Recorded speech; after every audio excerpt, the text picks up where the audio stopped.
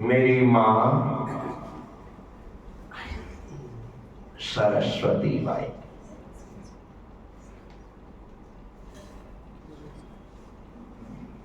धार्मिक प्रवृत्ति की थी। यह युग है कि धर्म के बिना उनका जीवन नहीं था। ऐसा भी कह सकते हैं कि 10 लोगों में सबसे ज्यादा धार्मिक थे। इसलिए कोई भी त्योहार हो, धार्मिक हो, सामाजिक हो, गांव का कोई भी, सब त्योहार में उसका हिस्सा होता था। यानी कि मुहर्रम होता था तो ताजिए निकलते थे, तो हम बच्चों से कहते थे कि ताजिए के नीचे से निकल जाओ, सारी बलाएं टल जाती हैं। तो हम लोग उसके नीचे से निकलते थे और बराबर तरीके से 2-5-7 बार ताजिए घर के सामने से निकले, उसके नीचे से निकलना ही करना, तो बलाएं टल जाती है। ये भी बोलते ऐसा, तो उस समय उसको इतना ज्ञान तो नहीं था कि सम्यक दर्शन क्या होता है, मिथ्या दर्शन क्या होता है कि सही, परंतु धार्मिक प्रवृत्ति की भावना होने की वजह से कि बेटा ऐसा भी करते थे।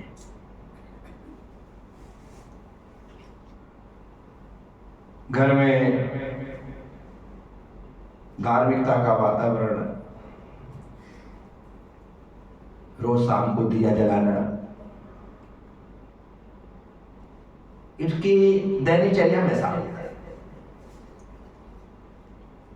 घर में प्रतिदिन एक दीपक जलना ही चाहिए।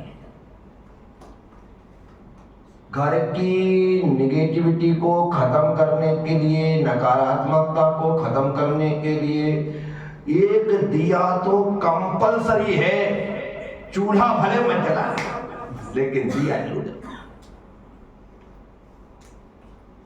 और गाय के घी का दिया हो तो सोने में सुहागा। इकलौता गाय का घी है दुनिया में जो जलने के बाद ऑक्सीजन पैदा करता है। अर्थात जितनी भी चीज जलती है सब कार्बन पैदा करते हैं। गाय का घी है तो ऑक्सीजन पैदा करता है। इसलिए पहले के समय के लोग बड़े दूरदृष्टा थे, समझदार थे। संध्या वंदन के नाम पर शाम होते ही एक दिया जला करके रख देते थे। क्या होता था? जिस रात में कार्बन ही कार्बन, अर्थात हम तो छोड़ते ही हैं, पेड़ पौधे भी कार्बन डाइऑक्साइड छोड़ते हैं। ऐसे समय में जीना दोपहर हो तो एक दिया जिसमें सिर्फ 10 ग्राम घी डाला है, वो दिया टनों से ऑक्सीजन पैदा कर देता है। एक दिया सब लोगों के लिए जीवन दायित्व बन जाता है। इसलिए प्रक्रिया है, लेकिन धीरे धीरे करके ये विधाएं, ये परंपराएं सब नष्ट हो गई। लोगों ने पंथवाद से जोड़ दिया, लोगों ने गलत तरीके से ट्रीट कर दिया कि भाई घर में तो मंदिर होना नहीं चाहिए, घर में फोटो लगाना नहीं चाहिए, घर में मूर्ति रखना नहीं चाहिए, कुछ मत करो, घर को बिल्कुल पूरा मसान बना करके रखो। अरे घर के एक कोने में यदि मंदिर होता है तो घर की तमाम नेगेटिविटी को खत्म करके उसे नष्ट कर देता है। इतना प्रभाव, इतना सारा एक कोना भी बना लो ना तो सारी की सारी चीज वहां खिंच करके खत्म हो जाए। एक दिया ही तो जलाना है, होना चाहिए। बड़ी धार्मिक लगती थी माँ, रिकॉर्ड करती थी। मैं सब लोगों से कहता हूँ, जीवन में कुछ करो ना करो, सुबह चाय के लिए चूल्हा मत जलाना, खाने के लिए गैस मत जलाना, वो चलेगा, लेकिन शाम को घर की समस्त नकारात्मकता को नष्ट करने के लिए एक दिया जरूर जलाना। क्या मेरी माँ बड़ी धार्मिक लगती थी। पोला का त्योहार आता था, इसमें गाय भैंसों को, विशेष करके बैलों को सजा धजा करके पूरा उत्सव मनाए। उसके साथ साथ जो छोटे बच्चे होते थे ना, उनके पास घोड़े होते थे, लकड़ी के, क्या लकड़ी के घोड़े होते थे। और घर में माँ खुरमा और बतिया बनाती है, क्या मीठे जो बोलते हैं, हम क्या खाते हैं, वो मठरी जैसी होती है, शक्कर पारे, तो शक्कर पारे जैसे इस प्रकार का होता है, उसको खुरमा बोलते हैं। उसमें शक्कर चढ़ा दो तो खुरमी बोलते हैं, शक्कर चढ़ा दो तो खुरमी बोलते हैं, क्या। और बाकी बेसन की उसको बाती जैसे बना दो तो बतिया बोलते हैं, उसे बतिया बोलते हैं, क्या बोलते हैं, है ना। इसीलिए वो खेलता, और सब बच्चों के पास घोड़े होते, किसी के पास सामान होता था, किसी के पास स्पेशल होता था,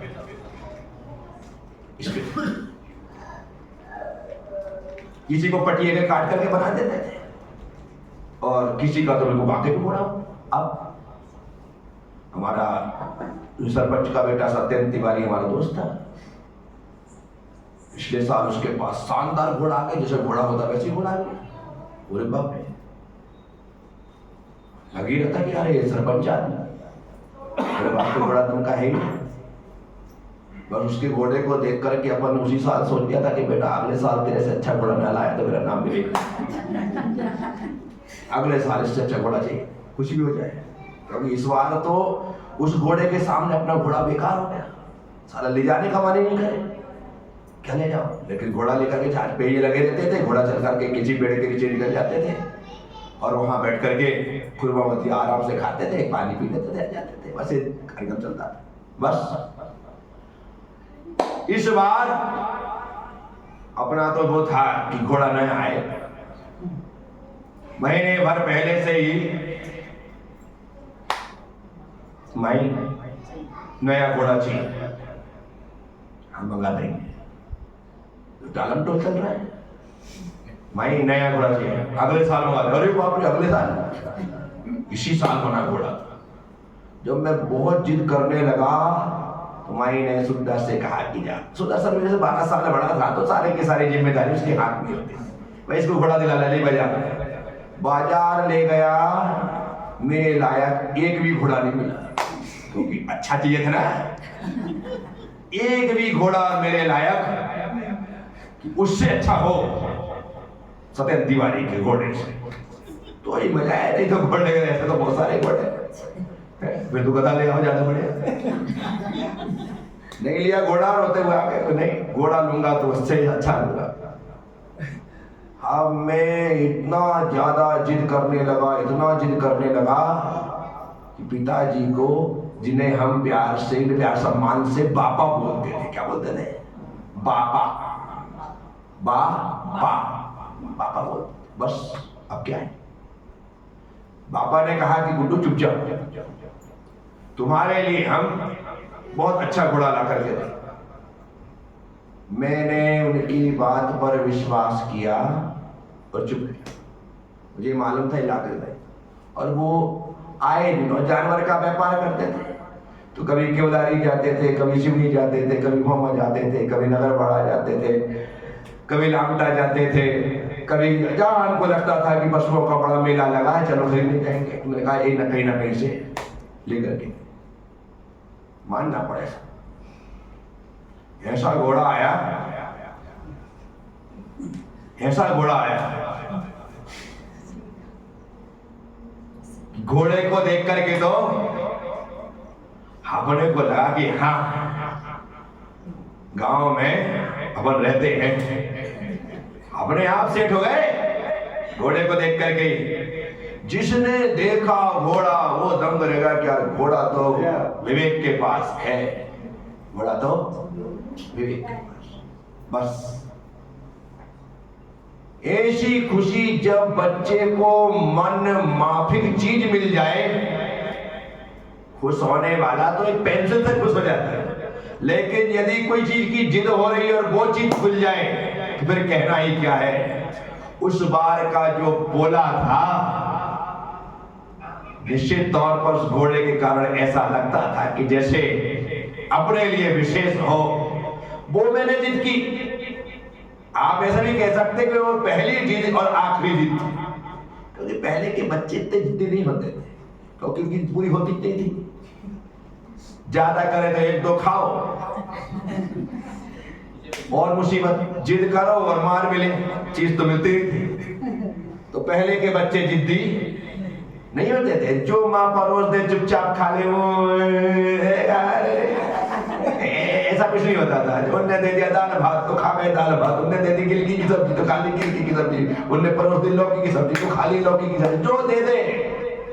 कद्दू उबाल के रख देती थी, टुकड़े कर कद्दू उबाल के रख देते, उसमें शक्कर डाल करके, ऐसा मीठा हो जाता था। एक तो कद्दू मीठा और पूरा शक्कर डाल दे, उसके बाद उबाल दे तो हाँ मजा आ जाए, ऐसा लगे आज ही दिवाली। जो दे देती थी माँ, होना वही चाहिए। हमारा बच्चा सब कुछ खाए, हमारा बच्चा नहीं ये तो ये नहीं खाता, वो तो वो नहीं खाता, इसे तो ये पसंद नहीं है, इसे तो वो पसंद नहीं है। किसने किया ऐसा? तुमने किया ना। किसने किया?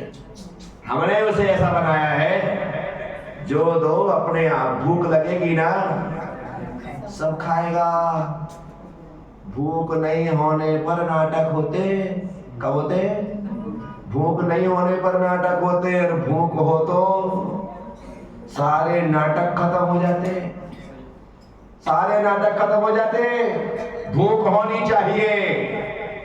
भूखे पेट में तो रूखी रोटियां भी जलेबी से ज्यादा स्वादिष्ट लगती हैं, और भरे पेट में जलेबियां भी फेंक दी जाती है। इसलिए भूख का होना जरूरी है। भूख हो तो सब कुछ गायब हो जाता है, नहीं खाने योग्य भी चीज खा ली जाती है। भूख होनी चाहिए। बस वो जिद की मैंने, जिद तो चलते हुए पिताजी ने मान ली। उसे भी लगा कि यार कभी कुछ नहीं है, चाहे घोड़े तो मांग रहा है दे देते हैं। और बाजार में जाते थे, हाट में जाते थे, कभी देखा होगा कि वहां अच्छे मिलते हैं, ले आएंगे, ले आए, और वो जिद पूरी होती। मैं आप सबसे कहता हूं, अपने बच्चों को जिद्दी मत बनने देना। हाँ, कभी एकाध कोई ऐसी जिद करे और तुम्हें लगे कि इसे पूरा कर देना है तो कर देना, इससे नहीं। मैं बड़ा होता जा रहा था, घर में मेरे अलावा सबको साइकिल चलाना आती थी, सबको साइकिल चलाना आती थी। मैं छोटा ही तो था, 9 साढ़े 9 साल का, ज्यादा बड़ा थोड़ी। साइकिल मुझे नहीं आती थी, लेकिन सबको साइकिल आती थी। और घर में साइकिल ही BMW थी। क्या साइकिल BMW थी भाई अपनी तो।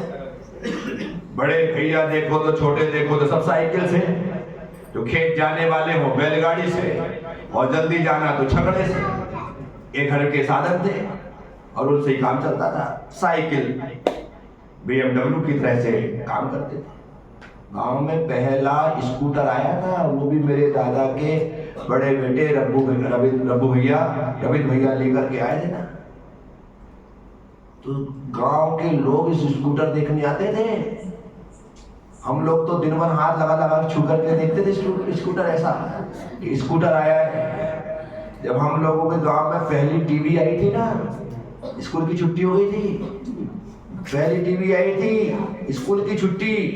क्यों? सारे जितने बच्चे सारे वहां पर एंटीना लगता हुआ देख रहे हैं, सारे बच्चे एंटीना लग रहा वो देख रहे हैं, और पूरा स्कूल छुट्टी में। कोई स्कूल तो जाएगा ही, दोपहर में छुट्टी होती थी 2 पीरियड के बाद, उसके बाद कोई गए सब बाहर। बोले क्या होगा? बोले इसमें दिल्ली से चित्र आएंगे, दिल्ली से इसमें पिक्चर आएंगे, चित्र आएंगे। अब एंटीने में देख रहे किसे पिक्चर आएगी, ये पता ही नहीं है कि टेलीविजन भी होता है। और लगाने वाले ने भी, वो हमारी दीदी है भी ब्रह्मचारिणी सुनीता दीदी, उनके घर में आई थी, सुमत भैया के घर में पहली टीवी, सब लोग देख रहा था। 1 घंटे 2 घंटे 3 घंटे ऊपर हिलाए डुलाए, बोले नहीं आ रहा है, हिल रहा है, ऐसा हो रहा है वैसा रहा, लगता है यार तो कहाँ दिख रहा है, आ ही नहीं रहा है। अंदर टीवी लगी है कि समझ में नहीं आ रहा है, सब एंटीना को टीवी समझ रहे हैं। फिर एंटीना लग गया, हमने कहा यार ऐसा तो हमारे कुरैशी सर के घर में लगा हुआ है, तो कुरैशी सर ने कबूतर पाल रखे थे, तो कबूतर पालने के लिए भी वैसे एंटीना जैसे वो लगा लकड़ी का लगा देते, तो कहता है कबूतर पालेगा लगता है, और बोलते इसमें चित्र आएंगे। बिल्कुल हकीकत है, सब लोग ऐसे लगता है कुरैशी सर के घर में भी ऐसे लगा कबूतर पाल रखे उन्होंने, और इन्होंने भी ऐसा कबूतर पालेंगे, और बोलते इसमें टीवी चित्र आएंगे।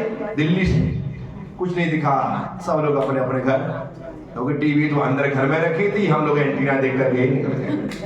गांव में पहली फ्रिज आई, पहली फ्रिज मेडिकल में, किसमें? गट्टू की सट्टू की दुकान में मेडिकल था, पहली फ्रिज आई। सारे गांव में एक खबर है कि बर्फ बनाने की मशीन आई है। क्या ये? बर्फ बनाने की मशीन आई। और चौधरी भैया जो थे छोटे लाल जी, वो अपने रिश्तेदार, अपने वो रिश्तेदार, हम तो जो सट्टू गट्टू के चाचा, छोटे से चाचा, और वो बड़े बड़े। अब ठीक है, व्यवहार परिवार रिश्तेदारी के चक्कर में जैसे ही दोपहर छुट्टी होती, सट्टू भैया एक बर्फ का टुकड़ा दे दो, वो ट्रे से निकाल कर एक दे देता था, ऐसे खुश हो जाते थे जैसे उसने फ्री की कचौरी बांट दी।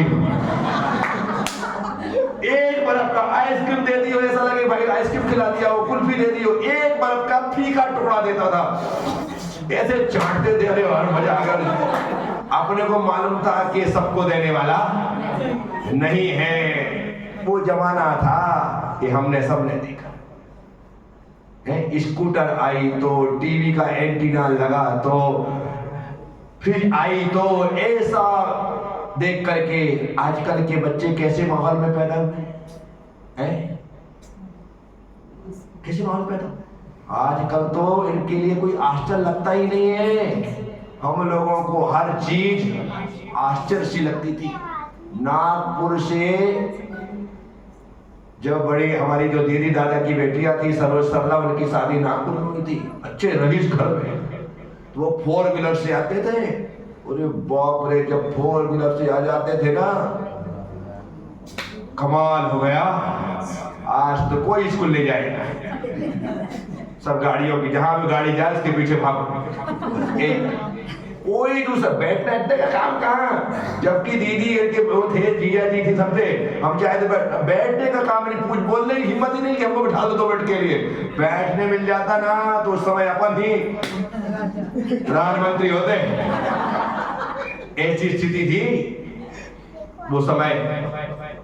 कोई ऐसा नहीं कि मैं बाबा आदम के जमाने का, लेकिन ये जरूर है कि मैं छोटे गांव का, और छोटे गांव में ये कुछ भी नहीं था।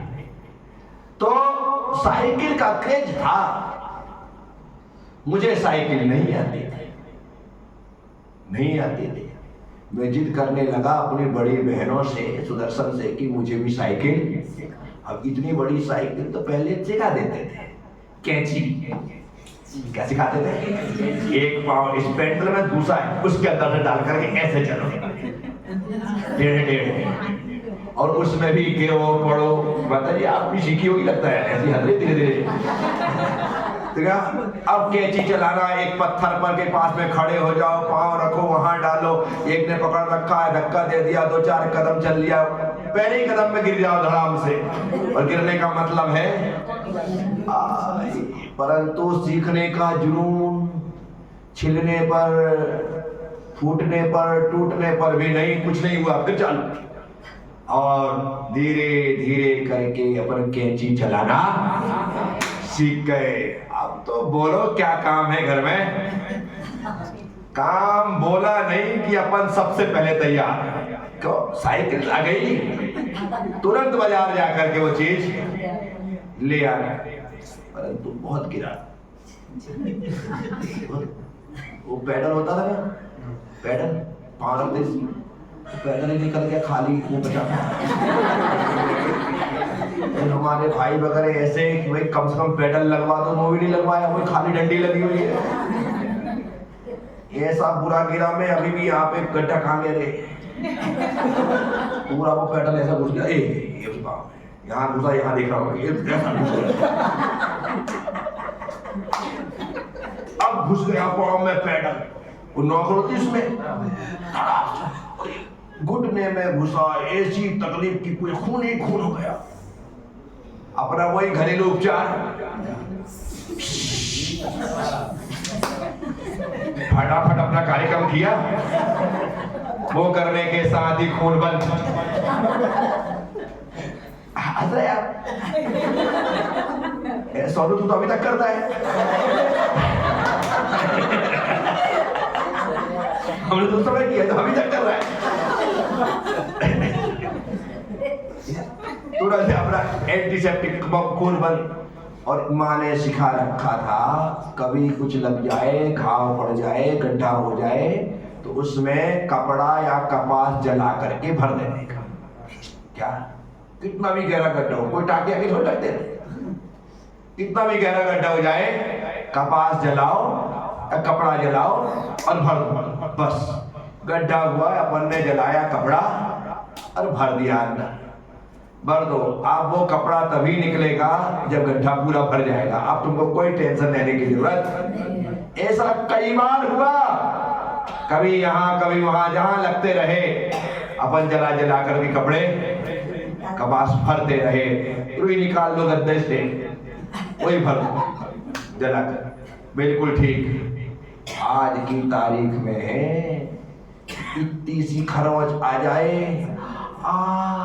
मेरे बेटे को कितना लग गया है, क्या करना है, सुप्रामाइसिन लगा दो, बिटाडिन लगा दो, ये लगा दो, वो लगा दो, कुछ नहीं, सूसू करो और कपास भर दो जरा।